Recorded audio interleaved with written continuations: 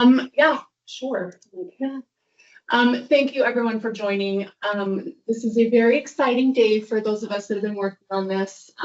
We're going to roll out the PM dashboard today and hit on all the KPIs that we're going to be measuring. Jeremy's going to start us off on this next slide. I'm going to turn the time over to Jeremy. Yeah, thanks, Amy. This has been a long time in the making, years, in fact, and I know particularly Amy's been working on it for a couple years, and I probably am low on that. But one of the biggest, we started out this year with these corporate trainings talking about accountability and talking about how important that is. And then we got into it because it's impossible to be accountable without understanding your specific role and responsibility. And so we really wanted to jump into roles and responsibilities. And I think hopefully as a company and as divisions, we've done a good job of explaining those roles and responsibilities. And if there continue to be any questions there, please reach out to your director and or reach out to Amy. She probably knows our processes and who should be doing what better than anybody. She's been here for, I don't know, 15 years, Amy, long time.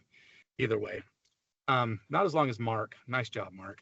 But if you do have questions that continue on that, let's talk about it. So when we talk about accountability and take it to the next step, what's very hard is there's a lot of subjectivity that comes in with performance evaluation. And what we're endeavoring to do is pull a little bit of the subjectivity out and really look at KPIs. So why it matters, it really matters because if you aren't understanding how your project's performing and you don't have some type of dashboard or some type of metric to see how it's performing, it's impossible to be accountable to it because you don't know where you need to correct or where things are going well or what your team is endeavoring to do. And so it matters from a standpoint of like, hey, we have an accountability. In fact, I'll just read what we wrote here. This rollout is intended to give our project management team a clearer understanding of expectations, help identify issues earlier, and create a more consistent way to evaluate performance across projects and divisions. How the dashboard will be used. The dashboard will serve as a tool to track the selected KPIs, measure grading associated to those categories, and provide visibility into project performance over time. It is intended to support accountability, coaching, and better decision making, not just reporting. And I love, and Amy wrote that, by the way, but I love how she wrote it in that, like, the point of a KPI and looking at a KPI is not so, hey, things are going bad, let's get mad about something. No, it creates patterns. We're able to see like, hey, so-and-so team are really, really good at their documentation. However, protecting the profit, they struggle with. Let's get some coaching in there. Let's get some training in there to make us all better. We've been using this dashboard for about 3 months now with directors. And so every month there's a director operational meeting, and we've been using the dashboard to look at what's going on each one of the projects, what the grade is, what the KPIs are saying, and to try to slowly implement this because it isn't something that can just get implemented overnight. And again, like we talked about, it's taken years. Let's go to the next slide. Did I freeze? There we go. What is a KPI? A KPI is a key performance indicator. A KPI should be something that's actually important to the company, not just something that we want to track for no matter for what reason. And so it measures performance, it creates accountability, and it identifies issues early, better to support better decision making and create some consistency. And so as a project manager, if I'm looking at the dashboard on my particular project, and each of you will have, and Amy will talk about how to get into the dashboard and what the authorizations are, but as you look at the project you're on, you're going to be able to see very clearly like, hey, from a safety standpoint, we're not getting our reporting done. That's creating an unsafe environment. And maybe the reports are getting done. We just aren't clicking the right button, which is something that has happened in the past to save the report. It's huge for litigation mitigation. It's huge from a safety standpoint. It's also huge for insurance as well. But again, safety is a small part of what we look at. We have weighted the KPIs are weighted within the dashboard based on what we're viewing as the most important things. We would love people's feedback as we get into it, by the way. Cameron did a great job of coming in from Nauvoo and helping us because he's been in the field. He's been a PE, he's been a PM, he's worked as a superintendent with our superintendents. And so he's been able to get in and understand more clearly why we weighted some measures the way we did. Let's go to the next slide. So the KPIs we're looking at, schedule, days behind, days ahead, what's our hit rate on our critical path, financial management, how are we managing the budget, what do our outstanding payments look like, basically what's our AR, our accounts receivable, are we aging on our AR too much, are we in the right place, is the margin going up or down, and that's something that should be reported on monthly. Hey, how's our margin doing? Are we staying consistent? What we want to avoid is huge ups and downs. We don't love ebbs and flows within margin. It should be either slowly going up, slowly going down, or staying the same. Hopefully slowly going up, people, let's be honest. How's our change order and what's our commitments and our buyout? And then document control, RFIs, submittals, daily logs, punch list, and then quality and safety. Quality observations, safety observations, quality inspections, and safety inspections. Are we getting those done, and are they getting recorded within Procore, which is where the dashboard pulls from? We actually use Power BI within the dashboard. I'm going to turn this over to people that are much, much smarter than me and know much more than I do about all of this. But it's just kind of my last comment is, we had a meeting. We do employee evaluations every year. Grateful for HR implementing that a few years ago, and now we're doing that every year. We had a call even last week where we were talking about the employee evaluations and how we want to better align them with our KPIs. And so as we look at employee evaluations this year, they are going to be a touch different. The most important thing is still a little bit subjective. I will say, like, the most important thing for our company is, do we live our core values, and are we living our mission statement? And if you don't know what those are, please get with your project manager, director, me, anybody. But the core values and the mission statement are absolutely the most important thing. That's still a little bit subjective. It's hard to put KPIs around those qualitative factors, so to say. However, those will be kind of the first questions that come in for employee evaluations, and then the next ones will be more around the KPIs. We are going to do 360 reviews this year. We've been doing 360 reviews, which means multiple people review one person. Like, I've had 360 done on me the last 3 or 4 years in a row. And it's been really insightful, both to see my weaknesses, see my strengths, see how I can improve and better support our teams. But those 360s, we're gonna get them into with project managers and superintendents this next year as well. And then a lot of that employee evaluation will revolve around what are the KPIs, how are the projects doing. And then as we look at performance bonuses at the end of the year, the KPIs will have a huge factor on how our performance bonuses are evaluated. This should be viewed as something positive. It's not just subjective anymore. Hey, I like this guy. No, it's, hey, how are we performing as a team? How are we supporting as a team? What do we need to do to improve? And if I'm doing really well on my projects, well, yeah, I would expect that my performance bonus would be indicative of how my projects are going. And so I'm excited to kind of get this moved into every aspect of what we're doing. And if there are concerns or questions, and I understand there might be, if there are concerns or questions around anything I've talked about today, please reach out to me, reach out to the director, talk to them about it. Just the last slide here, the scoring methodology. Every project starts at 100 points. Points are deducted when KPI expectations are missed. Bonus points are available when there are, it almost feels like school, doesn't it? But yeah, you can get quote unquote extra credit if your profit margin is above what's expected, for example. And then the final score is actually what determines the grade.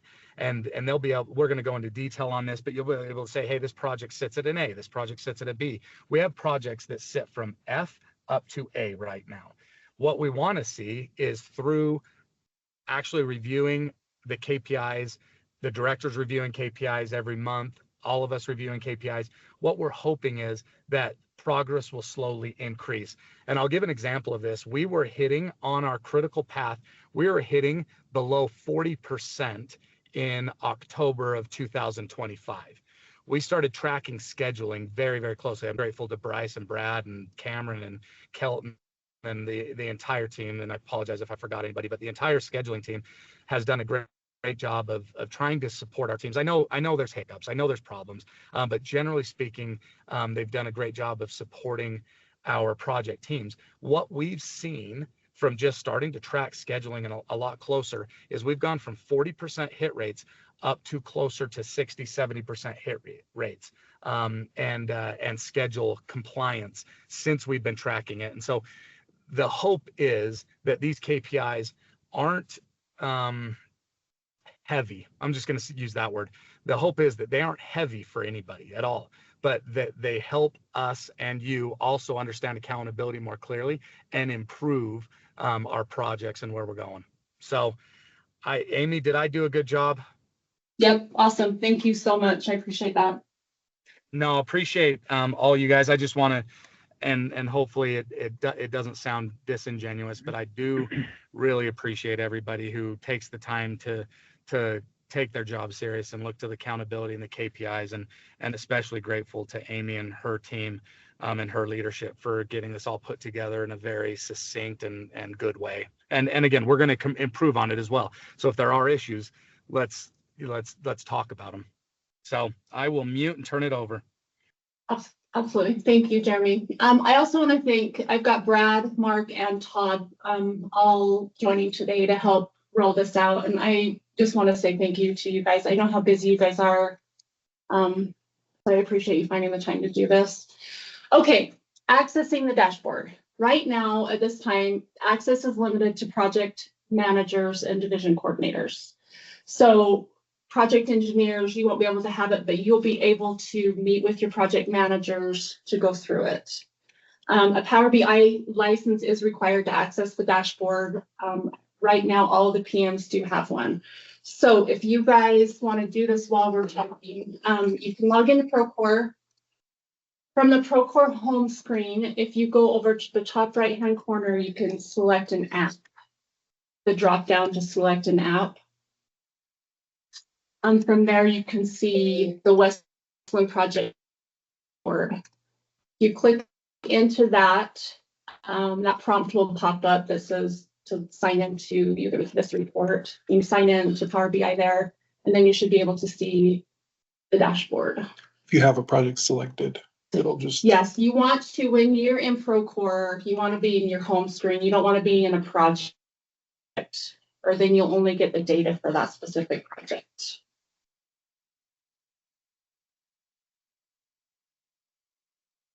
Okay, next slide. This is the executive summary view. This is what you're going to see when you first log in. It's going to show you your view of all of your projects that you currently have access to in Procore. Next slide. This is beta. We're still working through a lot of things. Cameron's been phenomenal at keeping us updated. But if you click into the suggestion form, you can go in and send us some suggestions, and then also that release notes. If you click into that, it'll give you visibility on known current issues that we're working on, and then the latest and greatest improvements.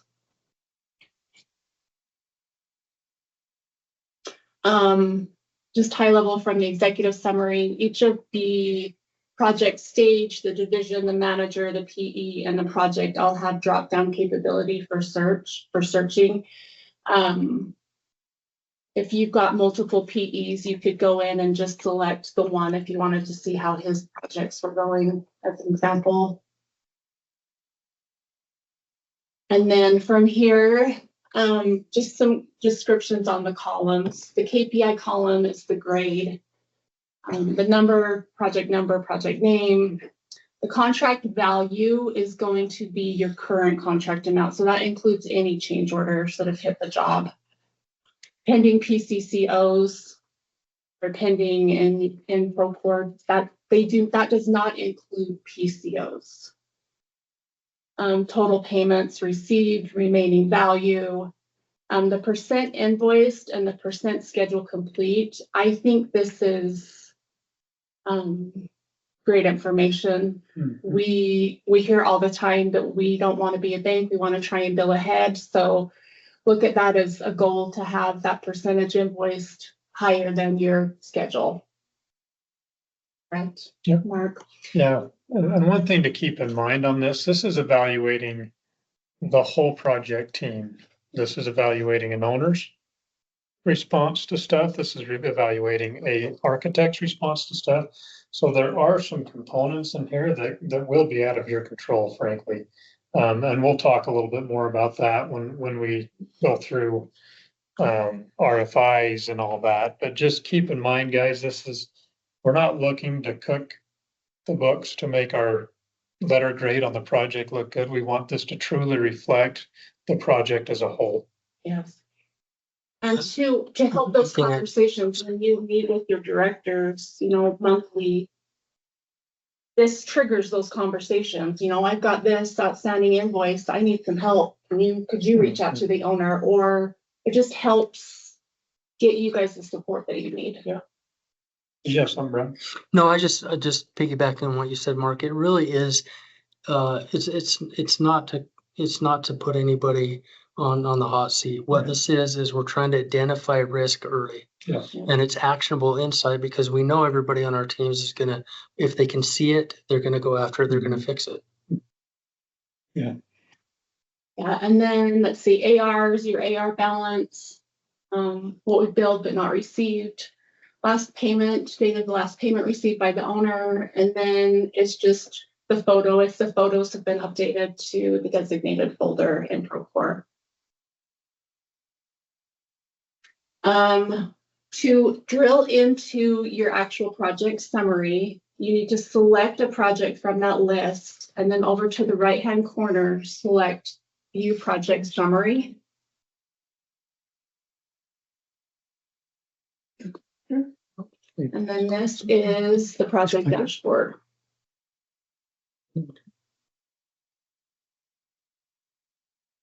So these are all the KPIs that Jeremy mentioned earlier that we are tracking. You can see we've got schedule analysis, financial analysis, document control, financial change orders.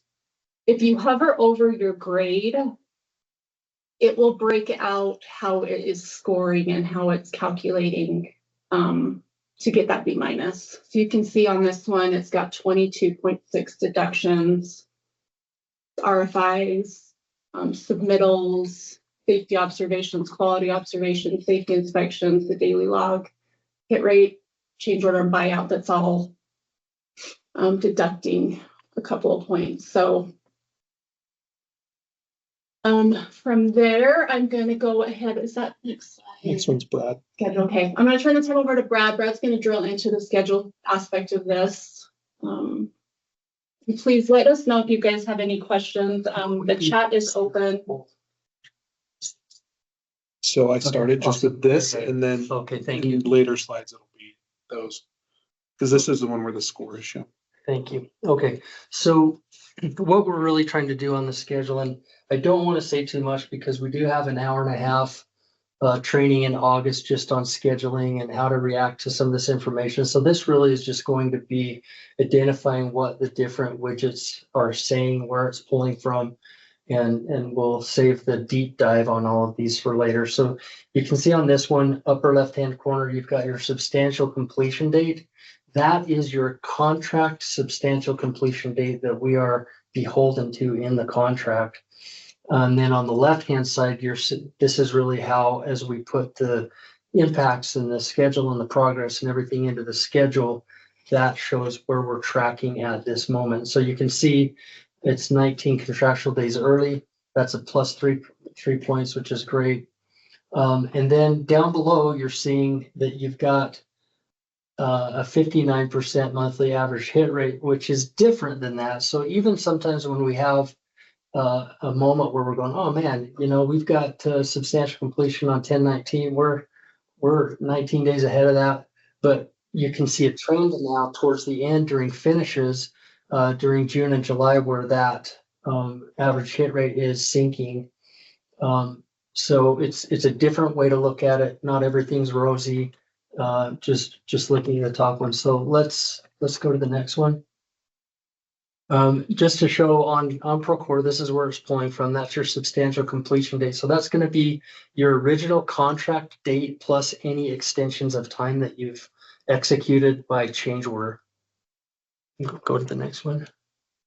It's just more on hit rate. Show you how it rates.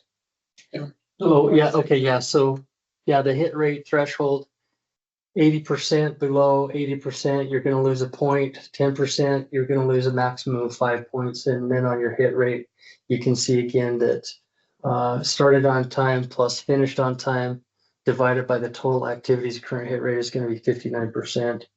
And so the gap of 21% below the threshold is where we take the hit on this project, this example project, to 3 points. Okay. We have on this part of the dashboard more data. We've got the data date. This is a snapshot in time from P6. It's showing us what it looked like on the 17th of June. We have a schedule compression. Let's talk about that for a minute. A schedule compression means that you have more activities in the future than what you planned for. And that is insightful because it puts more pressure on a project management team and the subcontractors to finish on time. It's going to be a much more difficult project going forward than it has been up to this date. So that compression, if it's under 30%, 25%, that's healthy. You always want to show a little bit of compression. That's indicating the hustle that we're trying and we're pushing forward, trying to get more project or more activities done. So the schedule end date, I want to talk about these other 3 days: the schedule end date, the substantial completion, and the smart PM prediction. So basically what's happening is we're saying in the substantial completion date, that is contractual. That is what we're obligated to hit. The scheduled date and date right above that, so you can see that it's you got a 4-day difference, right? That is what, after your latest project update in P6, that's where your substantial completion date pushed to because of impacts, or you're going to be messing around probably a little bit with sequencing. You're going to be compressing the duration of activities, and that's all great. And then we get over to the red one, which says, I don't believe you. And this is now analytical. This isn't what we manipulated P6 to say. This is now analytical saying, based on the hit rate, based on the early start and early finish window accuracy, based on the schedule compression, the analysis is that this project, if all things remain the same, is going to end on 2027. And so that's great information, especially if you're working through. We had a conversation just today. We're working on a project and we looked at these 2 dates and we were going for a number of extension of time delay days for a change order. And we realized that it would cover our scheduled end date, but it would leave us exposed on what Smart PM was predicting. And so we decided to go for more days and try to justify more days. And luckily, through that conversation, we were able to see some other things that we could actually legitimately claim for. So it's just a second opinion on Smart PM. It's not optimistic. It's not, it's not trying to predict affect the outcome, try to say things that aren't there. We all have biases. This is not bias, it's math. And so it's good to have that. The schedule quality grade is a B. Basically, what we're saying is, as you compare the quality of the schedule, how it's put together against industry standards, it will rate the construction, if you will, the creation, if you will, of the schedule. In other words, how well did we put a schedule together? Conversely, if you jump over to the upper right-hand corner, you see the 73, you're seeing the schedule health index. That is how we're performing against the schedule. For example, on this one then, we have a B quality schedule and we're performing at 73% of where we should be, what we should be doing. In other words, if you give an analogy of a car, the quality schedule grade is judging the car, and the schedule health index is judging the driver of the car. So how are we performing against that schedule? And then a lot of these are self-explanatory. We've got the actual progress versus what the planned progress is.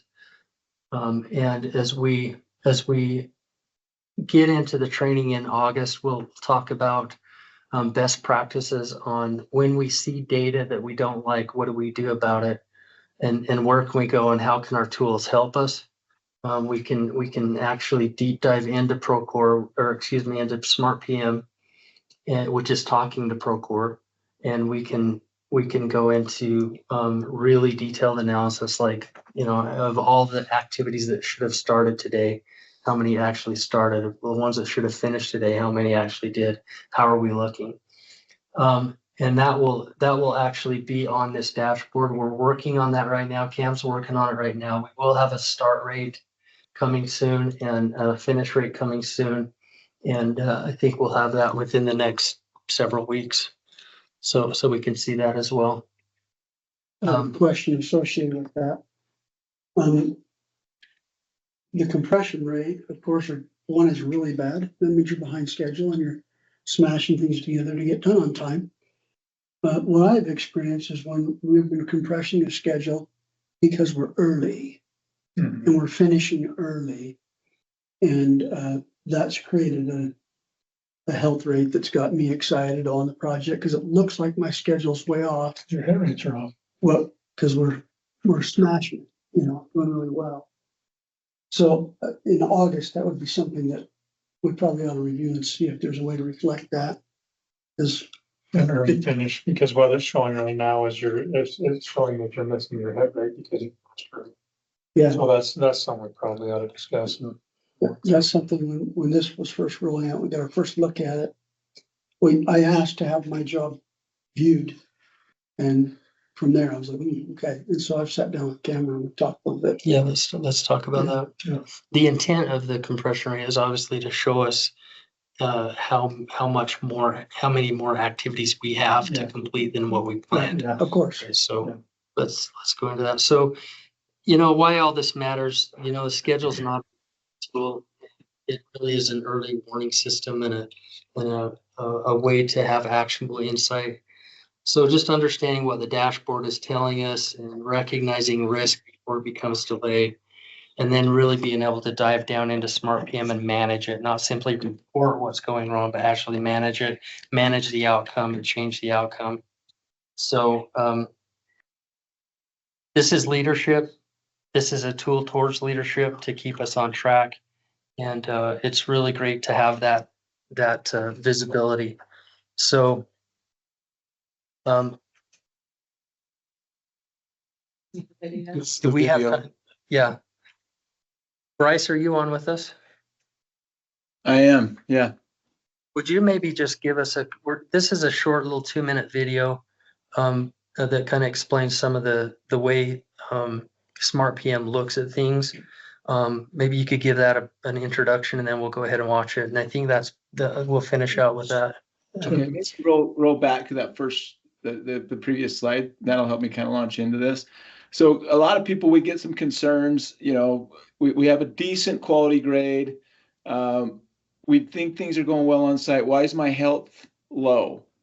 You know, why am I not in the green zone? And it's important to realize that there are multiple factors. And what's really crucial is that we understand what's happening, not you know, don't get too caught up in the numbers, because you know, there may be a reason. And we just heard someone say, hey, you know, if I'm compressing my schedule to finish early, it's going to show compression. True, that's healthy compression as long as we've got the resources and the manpower to make it happen. So at least we understand and can talk. We're good with the approach we're taking, where the value is. So like that B grade, some of our teams are getting frustrated with that. That's the grade really of how well it's built, like Brad said. But also understand, when we sat down with Smart PM to start down this road of better analytics and understanding what's happening in the background, they were clear with me. They said the best schedulers in the world get C's. So when you have a B, you should be hopping around giving your scheduler a high five. When we push the scheduler to cut corners and overlap activities, that starts driving it down, but they should push back on you a little. But don't get too focused on that. If you're in the B and above, you've got a quality schedule. For the most part, you can rely on it.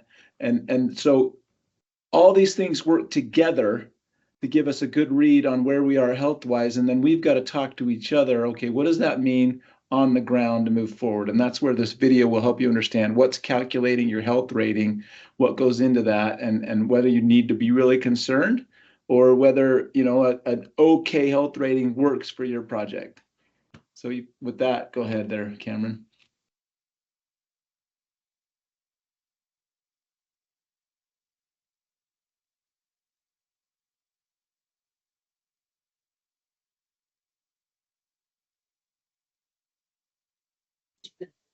I think I have to stop sharing and share it With sound. sound. It wouldn't let me share unless I had this digital output selected. But then I don't think we can hear people, so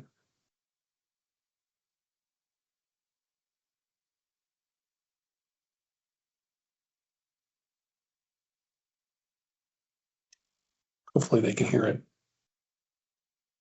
I can't hear anything. Yeah, we're not getting audio. It's very. Price. You guys hear any of that? Yeah, we're not.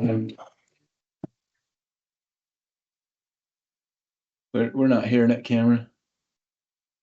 You guys aren't paying very good attention. We're having a problem with the sound on that video. I will send out this PowerPoint after, and there will be a hyperlink to that video that you guys can watch. This works. No, I don't think so. No. Sorry. Okay, yeah, so sorry about that. Right, Brad, we should have checked it. Okay. Okay. Thank you on schedule stuff, guys. Appreciate that. So Mark's gonna take over this piece. Holler, like I said, if you guys have questions, the chat's open, make this conversation. So there's a number of things that this starts including the whole team. And I mean, not that scheduling doesn't. Scheduling definitely encompasses the whole team, but this is where RFIs, we have the whole team involved in this process of a project. So there's a half a point for each overdue RFI, up to 5 points total. And RFI counts as overdue if it's open or a draft, and either Procore flags it as overdue or it has not, or it has no due date. So as you guys are putting together RFIs, PEs, as you guys are putting RFAs together, make sure you're assigning a due date to it. And don't just kick it down the road if an architect hasn't replied to up your score. Let's make sure this truly reflects our response time from the whole team, including architects, owners, whoever else is part of that. If there's no due date assigned, it is treated as an overdue. So just make sure you're setting one. The other part is you hover over the tab on the RFIs, you'll see how many you have out there, what the status of them is, and then also what the score is and what's driving your score. So just again, the key points in RFIs is make sure there's assigned due dates and make sure we're keeping it fact-based. So if we're getting them turned around in enough time, this is a great indicator for our whole team, especially project managers, division managers and directors, to understanding how our owners are performing and how our architects are performing. Because if we have to have a discussion, it's a lot easier to go in with our facts. Yeah, and don't go in and change the date to, 2 weeks out so that this reflects green. Like you want those to show overdue so They're that the overdue. conversation can be had, that there's an issue. Yeah, if they're overdue, let's let them be overdue and let's have the conversation. Okay, next one. Submittals. Same thing. So the scoring gets stricter as the project progresses. So the longer that a submittal sits, the scoring, it will affect your scoring. And the dividing line is 30% of the scheduled completion. So at 30% of the project scheduled completion is a key driver in the scoring of submittals. So our goal is always to have our submittals completed within the first 3 months of a project starting. Now there's always some things that drive that and some stuff that gets delayed, or an owner's delaying a signage submittal or something like that. So we need that to truthfully reflect in what it's looking like, so we can see an overall health of the project or of the submittals in the project. So a project past due plus no date is minus a half a point. Not open overdue is minus, well, I guess a tenth of a point. A max deduction of 10 points. So the max that it will take is a minus 10%, 10 points. This includes drafts, it excludes closeouts and as-built types. And the reason why we did the closeout and as-built types is as we've been putting this all together, all of a sudden the project score would drop significantly in the last 3 months, because that's when the project engineer was starting to do the closeout submittals and the as-built in there. So we adjusted that a little bit so we could maintain the project health and understand where that is.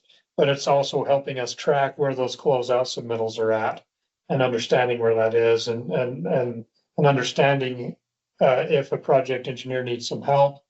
If the team needs some help, this is really a good key indicator for us. So the submittals, what is included in that submittal, we're tracking materials, products, shop drawings, samples. There's a lot of items that go into there. And all the other items that must be reviewed or approved before they are purchased, fabricated, or installed. So that's really what is going into the submittals. For those guys that aren't super familiar with that, if you're a project engineer, you don't understand that, we need to do some further training. But hopefully that makes sense on how we're scoring them and how that plays into the health of the overall project. This is a great, as far as the dashboard goes, I've been waiting for this a long time, so we can actually see where we're at on the RFIs, on submittals, just at a glance, instead of having to dig through everything. So this has been amazing information to have, to understand where our projects really sit. Slide. So this tenth of a point only kicks in after 30%. Oh, after 30%. So you can have an open submittal before 30%, but after it's when that kicks in. Quality observations. So this, to some projects, this is a new thing. To others, they've been doing this for a while. The intent is that we are doing quality observations. They're scored on 3 conditions, whichever is worse determines the deduction of max of the 5 points max. A monthly creation. So we're starting this out in baby steps. There should be at least one created monthly. In my opinion, this should, or is a weekly? It's one per $10 million project. Okay, So bigger projects. need so more. bigger projects need more. What this is doing is it's forcing our guys, as we walk through projects, to look at the quality of things. If there's something that we see that is a deficit in quality, we need to be documenting it. This is all done in Procore, and it's very easy. We can assign this to subcontractors. We can help minimize our quality problems up front instead of waiting for a punch list or someone else to point it out and it dragging on and on. So for every $10 million in a project, there needs to be one per month. So if you're on a $70 million project, you need to be doing 7. And this is open for foremen to do, project engineers, superintendents, project managers, division managers, directors. We can all do this. We can all submit a quality observation. 1 point is waived after every 75 or after 75% completion on the project. Closeout rate, 0% of open items closed after 5 months is 5 points off, so you'll be deducted 5 points, and below 20% close is 3 points off. An overdue versus closed, the more overdue items than closed items for that month is 3 points off, and an overdue item with 0 closed out is 5 points deducted. So we need to be not only creating these, but we also need to be closing these out. Just helping show the health of our teams and working with the subcontractors to remedy any of the quality problems that we have on a project. So if you look at this box right off to the right of the icon there, you've got the worst of 2 checks, so a minus 5 points. So we had 0 that were made for that month, so you've been deducted 5 points. And then the closeout, you have 5 of the 9 that have been created, so 50% closeout rate or 56% closeout rate. So you've met the 20% rate, so you've lost 2.5 points on there. So you have overdue, so that's not scored. You've lost 5. You've lost 5 points on there. So you can kind of see how that plays into the overall points that gives the health of your project. So do you guys have any questions on this? I know this is a lot to soak in and it's a lot to work through, but I think as we start to do these quality observations, you'll see how this plays in to the overall health of the project. I mean, while we have to score these, what we're really looking for is our team actually walking through and making observations. That's really what we're indicating here is are we looking at quality and are we getting that quality addressed? One recent change I made on this from feedback is not counting against them overdue ones and switching over to this constant closeout scoring, because sometimes you want something overdue to tell the subcontractor that it's overdue. Yeah. And in this case, so long as we're making progress, that's enough. Activity, yeah. Yeah, and then the bonus I added here is if you're doing 10 times your minimum and you're closing out 20%, you get a bonus. That's a point. Yeah. So. Punch list. I will say this is one of the areas that we have struggled as a company, and I think all general contractors struggle. And hopefully this will help us do better. So this is only scored, the punch list items are only scored after the project reaches 75% scheduled completion. Before 75%, you will not receive any deductions. It should be in observations. It should be in observations, really, is where it should be. So really, the punch list tool should be reserved for our pre-punch and the architect's official punch list. If we're going in with an architectural's punch list in here, we should have all of our pre-punch items checked off and complete. I know there's some architects that look at our pre-punch and accept that, and they only add a few items onto it after the fact, and that's fine. There's a handful in the education world, but that's how they like to do it. But make sure that's understood before you start an architectural punch list, and that you're in agreement with the architect, owner, and our team that that's how that goes. So on this, each overdue open punch list item costs you 1/10 of a point. Punch list item is overdue if the due date has passed or no due date is set. So again, this is like RFIs.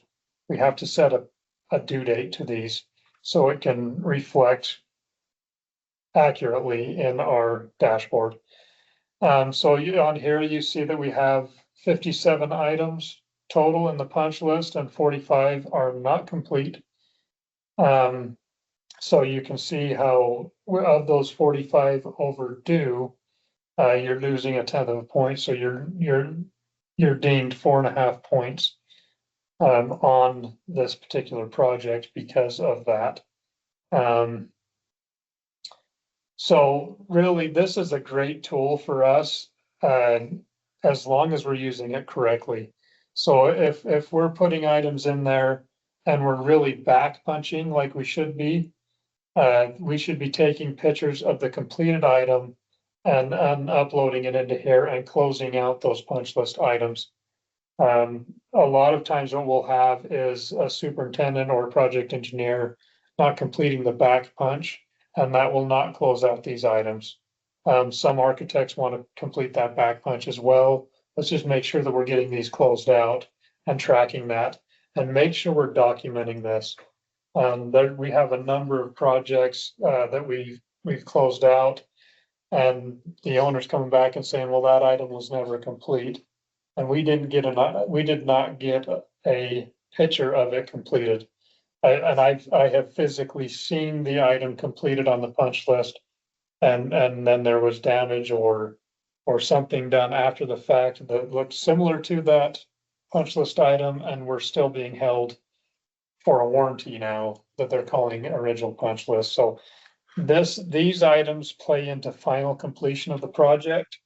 We're starting to see more and more in contracts where a substantial completion date is set, but the contract of liquidated damages are effective until final completion on the contract.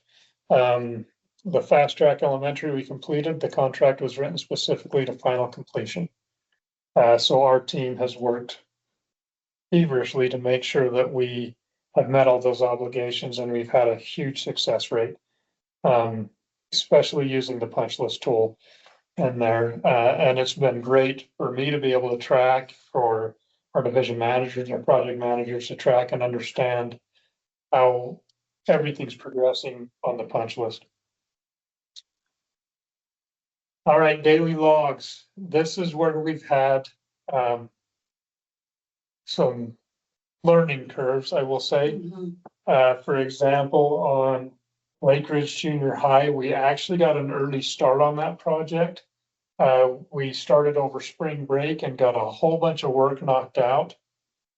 So the project was started in Procore, but then we didn't do any work until school was out. So there was about 6 to 7 weeks of work that we didn't have anybody on site. Well, as far as Procore was concerned, the project was still going. So we had those 6 weeks worth of daily logs that had not been filled out. So it was reflecting very poorly on the project overall score. So if we have that situation, which we do we will see that on multiple projects, make sure that our team is going in and just on the daily log saying no one on site and close it out. The other item is to make sure superintendents, project engineers, make sure we're closing out the daily report all the way, so it will reflect accurately in here. As our teams have become more savvy or have learned more about how this works, we've seen a huge uptick in daily reports actually getting closed out. So 5 closed out daily logs expected per week. That's measured over a rolling 90-day window. So we've had to keep it that way for a 90-day rolling window, just so it's manageable. The window starts from the notice to proceed date. That's pulled into Procore, and that's when your daily logs start. A daily log should be completed within 14 days of its log date, so that's closed out. That's a daily report reflecting what happened on that day and then closed out within 14 days. It's a lot easier if you just close it out right as you complete it. Anything older than 14 days and not completed counts as missing, and each missing log dings us 1/10 of a point. So if you look at the text box next to the icon, expected 5 closed daily logs per week. So the 90-day rolling window. So if you look at this, we have 34 daily logs that are not complete out of 88, and then 8 that are in progress. So This will be sorry. after substantial completion. That's why it's not calculating, right? That's right. So yes. that whatever this project was taken from, it's after their It's substantial after completion. substantial, yes. Yeah, so it doesn't count against them. So it's expected to do 65 of them. There's actually 88 and there's 0 missing. So there's really no deductions on this because it was after substantial completion. If it were before, they've only finished 49 of them. 49. So that So one thing to keep in mind, guys, as we become a larger company and have a larger target on us, litigation is becoming more common. For a project for Cypress High School, where we have some litigation happening right now, if our team had not done the daily logs, we would be completely hosed, to put it frankly. Our team did a great job of documenting and filling out the daily logs, and that's helped our legal team create a case for us. The other thing to keep in mind, guys, communications. Document conversations that you've had, document the texts, make sure you're tracking your text, your phone calls, your emails, all of this plays in. Just use this in your daily logs. It has become so easy to do a daily report on your phone. As you guys are walking through the job site, just document what you're doing. I would have loved to have this tool as a superintendent on the phone and so easy to use. But just make sure we're documenting and we're closing out. We can definitely use an increased quality in what we're doing, just to make sure we got good documentation, but let's make sure we're closing it out so it reflects well on what our team's actually doing. Go ahead and take credit for what you're doing and close out and make sure it reflects accurately on there. Quality inspections. Very similar to a quality observation.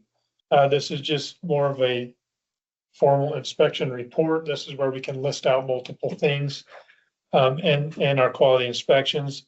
This is a great tool that as you're doing a job walk with an architect and an owner in an OAC meeting, that we can make these quality inspection reports. That way we're not just depending on what the architect's writing down and sending out literally the day before the next meeting, and they're wondering why it didn't get taken care of. So really, this is a great tool for our superintendents, our project engineers. Basically, this should be the notepad that you carry in your pocket to write out observations and what the owner's looking at and what they'd like to see completed for the next week. In our quality and just concerns that they have. Right now, there's no deduction, but you can earn the bonus points to reflect on our projects by using this. So there's 2 bonus points under the Procore Power User for completing any quality inspections during the week. This is a great way to boost what we're doing in our projects. So there was no deduction, there's no ding if you're not doing it. But again, this is a great place to document what's happening on our projects.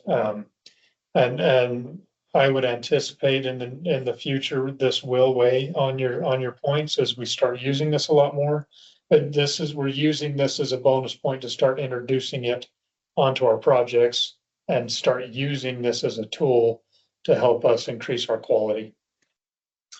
Safety inspections, this does not, just so everybody understands clearly right now, this is not Aaron's safety team, Aaron and his team's safety reports. This is what our team, our project management teams, our project managers, our superintendents, our foremen, our project engineers.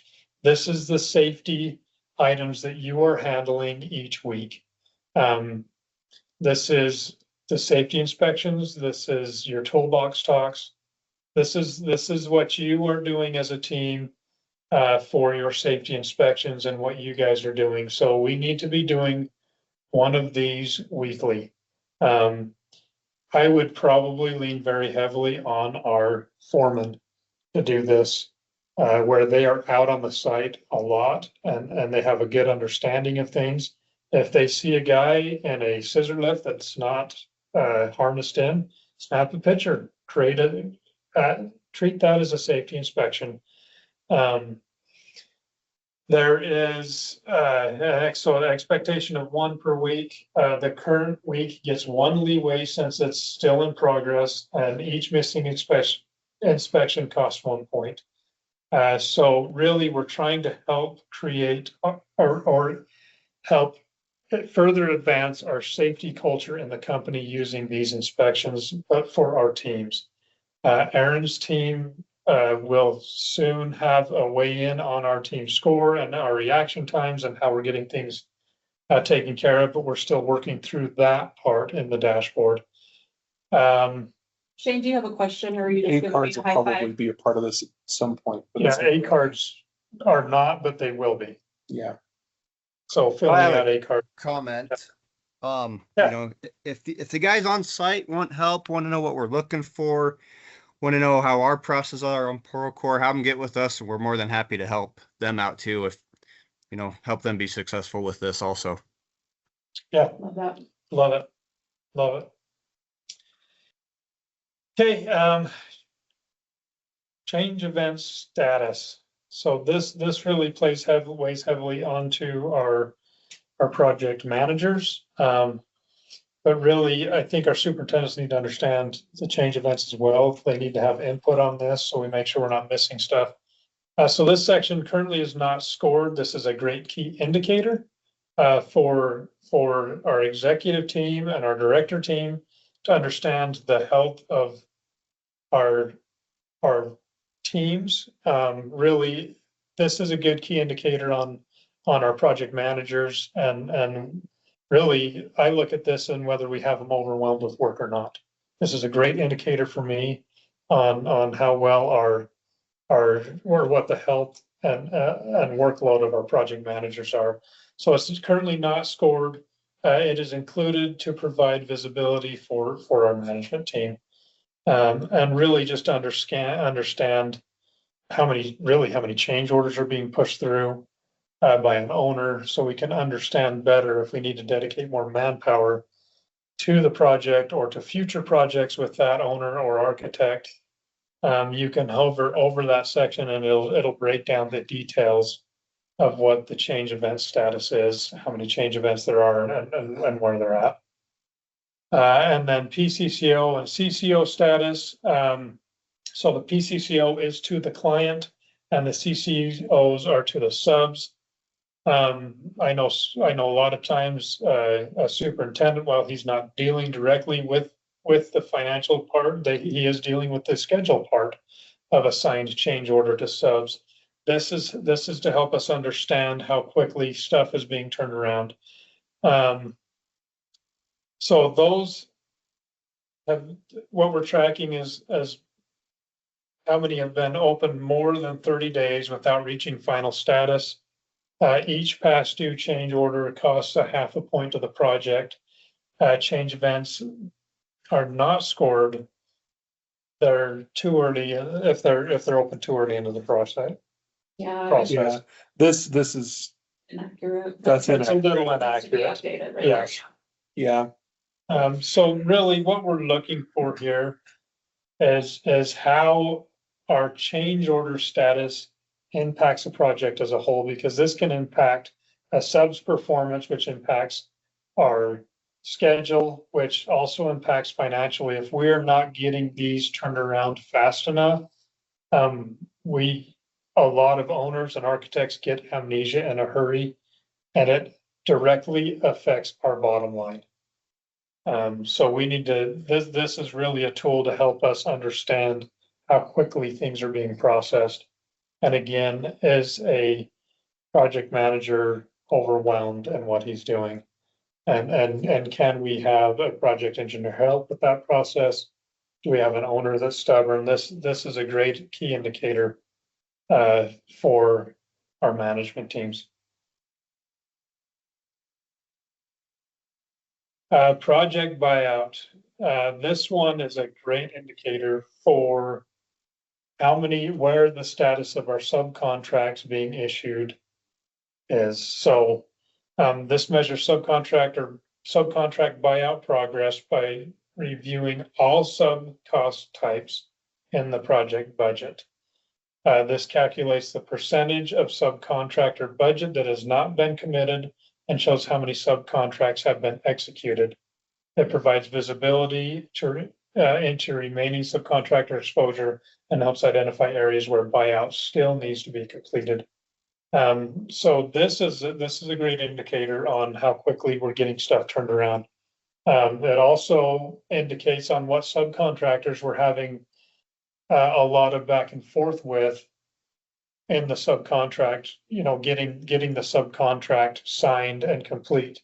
A couple projects that we have started recently, we had literally 4 months of back and forth with the excavator on getting the subcontract complete. Now, while that will play into the overall score of the job, that doesn't reflect poorly on how our team performed. There's a lot of things that go into the negotiations in subcontracts. And we can always tell where a subcontractor's burned. But what this hopefully helps us do is pass that information down onto our project team. A lot of items that we see where subs have been burned, we as a company function differently than the other GCs that you guys have worked for. But that information needs to get disseminated down so our superintendents understand some of what our subs are concerned about on a project.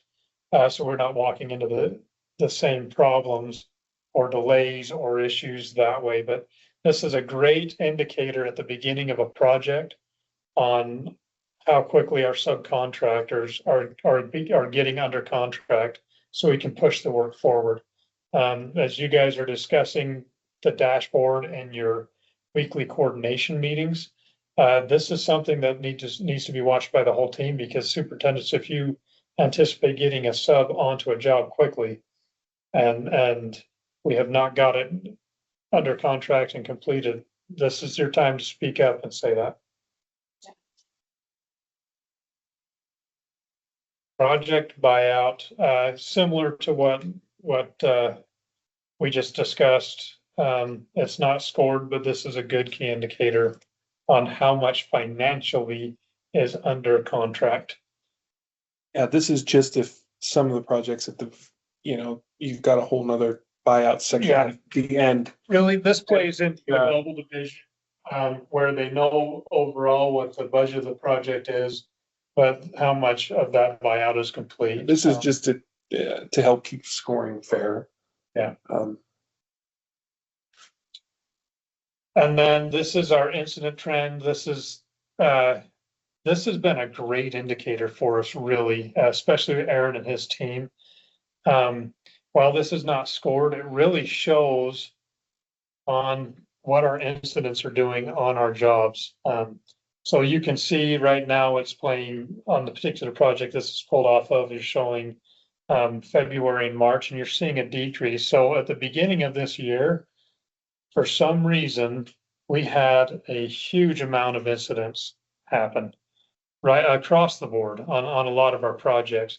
But this is to help us track and say, okay, is our safety presence on the job there? Are we talking to our subcontractors? Are our guys speaking up? What's the trend of incidents on our projects? We understand there's flukes, but as you can see, as we start to talk safety and really do our observations, we can watch this trend and see what's happening. If there's an influx of incidents on our projects, did we get more subcontractors onto the site? Did we get through our training as they came onto the site? This is just another indicator for us to understand what's happening with safety. We're getting into clients that actually really dig in. On the last three proposals that we put in, they asked what our safety rating was. And we had to specifically put a full section into our proposal on what our safety rating is. And guys, we're doing really good. But we have to watch what our trends are to make sure that we stay good. But that is becoming an item that is being watched for from our clients. And they're taking that into consideration now. So great work with guys, we're doing a great job, and great work to all of our teams for really taking this bull by the horn and managing it. So, Last item, progress photos. Project engineers, make sure you're putting these into the right spot. Superintendents, make sure you're loading these into the right spot. It needs to go to the dashboard progress photos. Don't necessarily need to upload all the photos, but just give us some highlights of the week and what that looks like. Where directors and executives can't get out to the job sites as much as we'd love to, this gives us a good pulse on what's happening on our projects. There's a lot we can see and really gain from these project photos. We're also a lot of times with proposals, we're looking at these as well for some progress photos to throw in there. So make sure you're uploading these into the right place. Let's see, we expect 5 to 6 new photos every 2 to 3 weeks to just document the progress. So. awesome. Thank you. All right, Todd, are you on?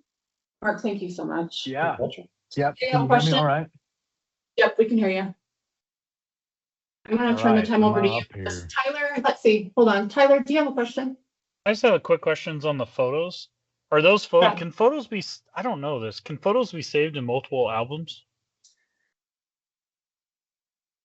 Yes, but they appear twice in your timeline. So it's kind of annoying, but for these 4 photos, that's probably what we should do. Okay. I just have a project where we got 3 different sites. We're trying to keep them all separated. So I was wondering if we can just save them in 2 different albums. So thanks. Yep. All right. Okay. I'm up. I'm gonna have Todd go over the financial stuff on here really fast. I started with this slide, Todd, and this was new to you, but this, when you are in, not the project summary, but back in the financial analysis, when you first log into Power BI, there are financial columns here. I just wanted to hit on this again. Contract value, pending PCCOs, total payments, remaining value, invoices, AR, and then last payment. So it was just another reminder that financials are on this view as well. Now I'm going to turn the time over to you, Todd. Okay, perfect. No, I actually appreciate you showing that one first. I recognize there's probably, there's some people that may not be involved in that role, but nonetheless, we've got you here for a reason. You guys will be future leaders of our company. So it's good.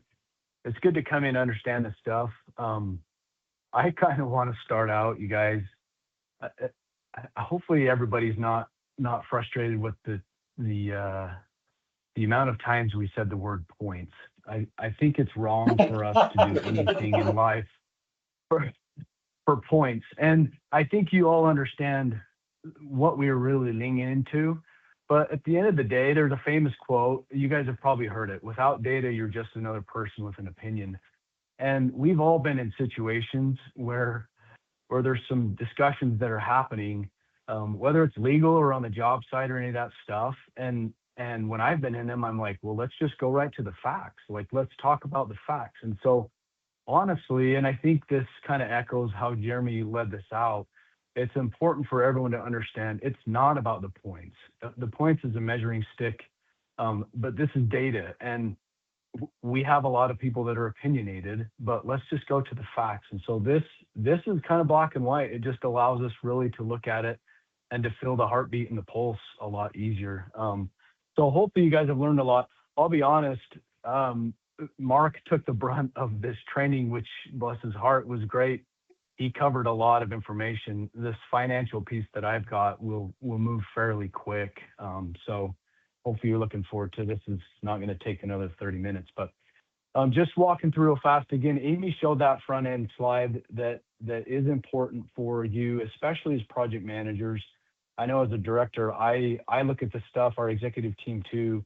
It's a top water way of checking the pulse of how things are kind of going. And so it is important that we keep our data and our information up to date, because it does trickle to other desks that need to be able to see information so that we can then make greater choices, right? So use that front kind of highlight dashboard that Amy showed really quick. This financial analysis tool, again, can be really quick helping you understand. And I actually have one of my projects up on another screen, and so I might kind of refer to some numbers that way. But at the end of the day, I'll just cover really some of the blocks that are there. Outstanding invoices, this is critical. You're going to be scored on that outstanding invoices portion. And I think if I'm looking at it right, there's a stale that's a -15, a loss that's a -25, and a no forecast, which is a -10. But our total financial analysis max negative scoring can max out at 30 points, if I'm not mistaken, right? Okay, yeah. So you're showing the same thing that I've got there. What that part really is saying is, hey, project managers, namely, we want to make sure you're looking at this often, because we get in the weeds and we forget to look at the financial health of actually collecting the funds that are out there. You guys are in the trenches. You guys are often visiting weekly with your owners, and you guys have the ability much more quickly to give them a call and say, hey, gosh, it's been 60 days or it's been 90 days. What's going on here? We don't want to get our company in any situation where we're 90 days out, or even 60 days for that matter, because that just means subs are going to start to get hurt or complain. We're exposed to a lot of risk in case an owner is tanking and we don't know about it. So I guess the ask is, and you are scored on it, project managers, keep good tabs on what is owed to us and that last payment received. Those are very quick indicators that if you're outside of a 45-day window. When I was project managing stuff, man, I would casually and cordially run into the owners and say, hey, you know what's going on there? Can I just check? You don't have to be annoying about it, but oftentimes the squeaky wheel gets the oil, right? So just recognize that, yeah, we want your help, and there are some points attributed to that outstanding invoice amount that's there, so keep up on that. I don't know if you want to advance on the slide. Okay, so last budget snapshot. This is critical, and as I talked really quickly with Amy and Cameron, I wasn't quite aware, and so maybe others aren't quite aware. But project managers, as you monthly do your budget forecasts, it is important that you create a snapshot. When we started doing it in Southwest Division, I told our PMs, hey, take a snapshot, because that's going to create a snapshot in time for data that we're going to want to be able to look at into the future. We didn't really fully know what that was going to be and how we're going to utilize it. But we're seeing now, this is where it's important. And I looked at a couple of our projects. I know the project managers are doing the monthly forecast, but they haven't taken that snapshot. And if you guys don't know how, we can train you on that. And we have trained on that, but take that snapshot, because this reporting is actually going to score you. It's going to look into Procore and it's going to find that data file, and it's going to look at the most recent one that you did a snapshot on. Okay. So again, really, really quite simple, worth gathering some extra points. If there's one that's 3 or 4 months behind, is there really an issue? Well, maybe not. If you've done your forecasting, then there's going to be some stuff, but you will catch some negative points in there if it's been a little bit of time that's gone by there. Cameron, on the point scoring for this last budget snapshot, do you know what the loss is? Is it after 30 days, 60 days, 90 days? Have you defined that? It's just after 30 days, the whole 10 Okay. points, you know? Okay. So yeah, PMs, just keep in mind you will get some scoring there. So that's kind of the critical part there. Let's go to the next one. So budgeted versus kind of your current projected over unders. These are important. These are things that I personally like to look at. I know our leadership teams really try to follow along, because again, we're trying to see where we're really going to hit in relation to how we planned on hitting. There's a lot of information, as you all know, that comes back when we have losses or failures, right? We want estimating to fix the issues, or at least be aware of the potential issue if it was an estimating miss. Sometimes we have subcontractor issues. We want to be able to catch those so we don't go to bed with another subcontractor on a different job or in a different division that we have an issue with. And so it's important for us to have the health of those forecasts done on each of those lines. Project managers, you might say, well, how do I know what I loaded in at the start of the job? Either you and or your directors should have that information right at your fingertips. You can always call your estimator and say, hey, what did we bid this at? But it's even better if you actually look at your budget. You're going to see a line that's there, and it's going to signify it's the profit and overhead line. It's what is our budgeted percentage that we stand to make on this job when the job's complete, right? So just make sure you're doing some digging. If you don't naturally get it in on a financial handoff, when estimating hands the project over and you're doing a budget review, then you can always find it. There's multiple ways. As a director, I always like to have it too, just so I kind of know, but that's the intention that's there, right? You're not necessarily scored on that budgeted amount. Well, you're not scored on that budgeted amount at all. Where your scoring comes is from your projected over under. And so you will lose some points, obviously, when it does drop. I don't know, Cameron, if you have a breakdown, do you remember how that works, or is it just a flat? Do we have a bell curve? I'll The worse it gets? update this when you hover over it to make sure that you're aware, right? And Okay. it's doing something weird saying it's not scored right now, but that's not the case. Yeah. Yep. That's an old and PMs recognize that. Hats off to Amy and Cameron. This has taken a lot of work. I saw some of the back end of this and have had multiple conversations with them, and there's a lot of different opinions in our company that really kind of refine what it is that we want at our fingertips so that we can be successful. You know, that data, instead of it just being an opinion. But these two they've gone to battle for us creating this thing. But recognize too, if it's not been said, this is evolving and we will have questions. So don't be afraid to say, hey, I don't understand this, or why is it this way, right? Every once in a while we find there's kind of a disconnect between the two systems, but Cameron's really getting that refined. So give him a little bit of grace here for the first little bit that we are refining it. It should be a really good tool for you to very fast, between the stuff that Mark talked about and even Brad and Bryce, and then the financial piece to say, okay, I know where the heartbeat is on my project. The thing that I love is that it's easy to see the scoring. And so what do? You go to the low-hanging fruit of, hey, what are the problems on here? Chances are we're going to see everybody's performance step up a little bit. I don't think our company, at least the people that I work with, I don't think anybody's intentionally not doing stuff.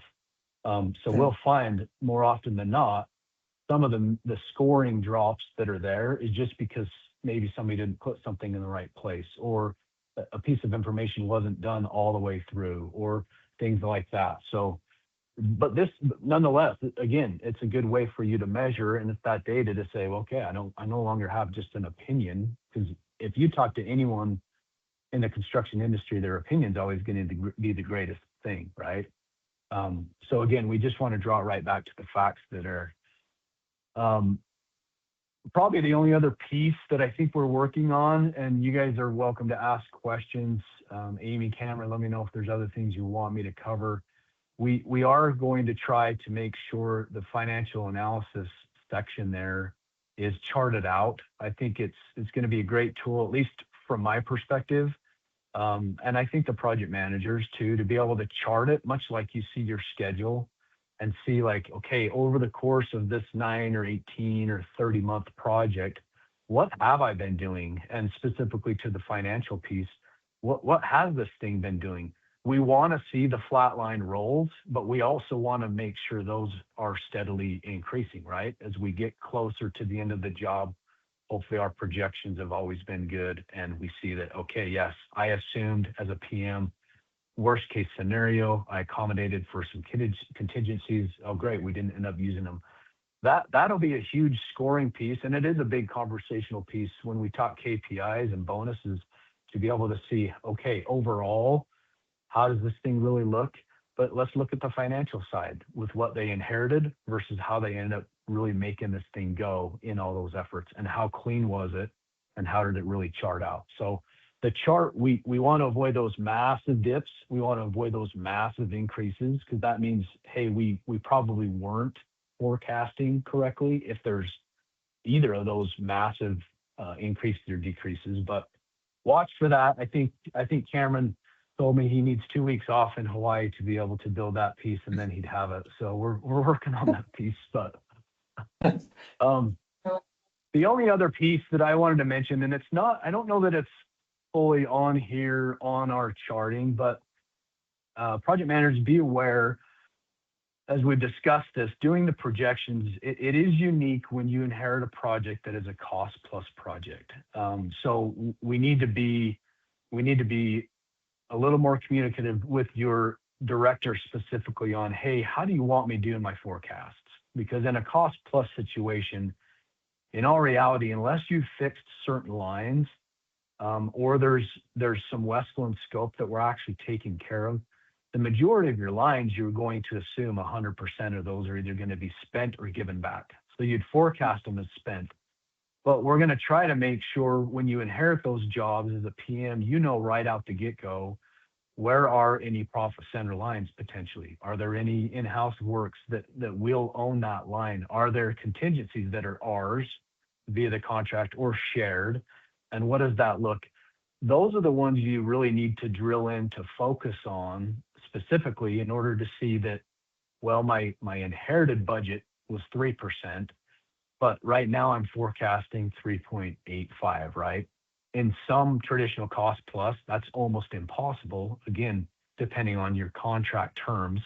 And if none of you or some of you don't understand some of the dynamics of that, get with your directors, and I know all of us can explain how that really works and where that is. Because we do want to find, I mean, cost plus jobs are good. We have lower risk. But we do want to find ways of being more efficient and having some cost savings that are. Sometimes it's not always possible the way a contract is written. So that's kind of it. I don't know, Amy, Cameron, is that the majority of what we wanted to hit on?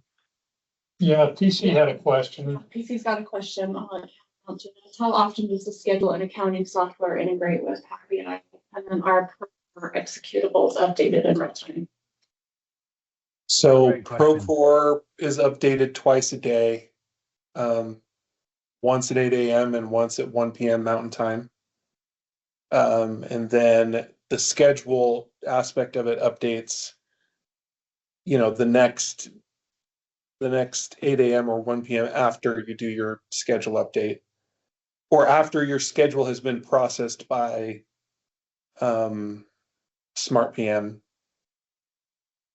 So as soon as it finishes processing, and then it's the next PM update. That's a great question, PC. How does the payments received get entered into this database?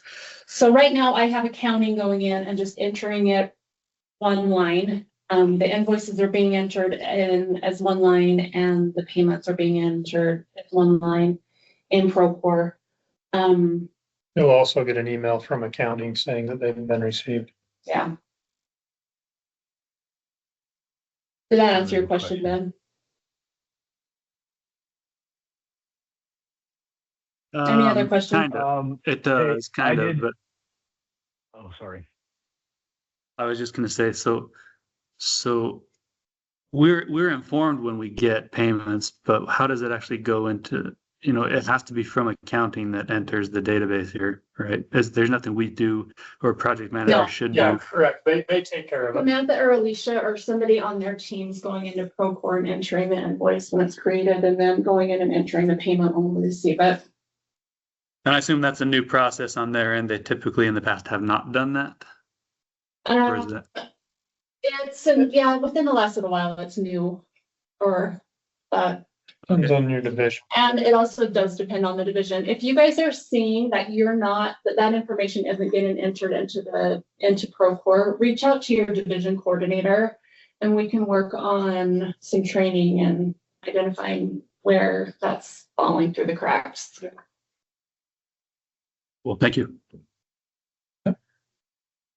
Yeah, I did think Hey. of one more piece that's probably good to touch base on. Can I take just one more second? Yeah, absolutely. Okay, so PMs, this is really critical. You need to realize there's no crazy math that's happening in the extraction from from Procore to Power BI in your profit line. So there are most jobs now. Back in the day, we would start a project and the initial 5 or 6%, whatever your rate was for your fee, was maybe hidden and you couldn't see it. And so there was a time where we had to take our forecast and it would show us our over under, and then we had to mathematically add that back to the original fee that was loaded to come up with what our current projected fee is, right? So I think it's just critical that you now in your forecasting, make sure if that line shows as a 2 or a 3 or however many hundreds of thousands it is, right?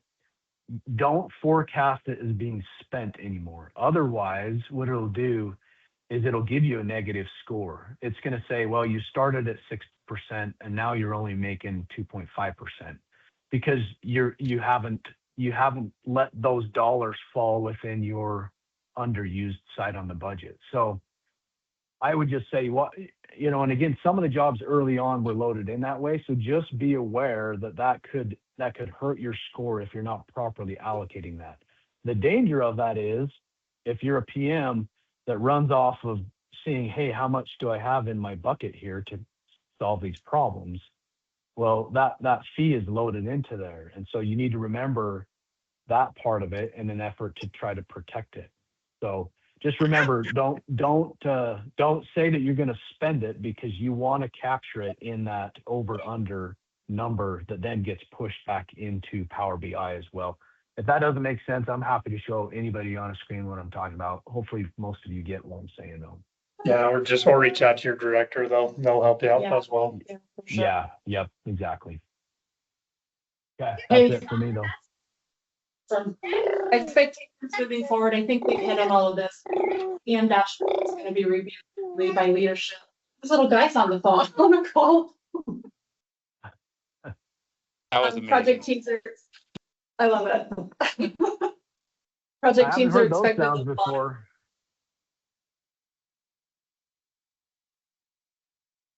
monitor and correct issues weekly. Scores should be used as coaching and an improvement tool. Data must be entered timely and accurately. KPI performance will help identify training needs, process gaps, and project risk. And the score is only as accurate as the information entered. Consistent Procore use and timely updates are now part of how project performance is measured.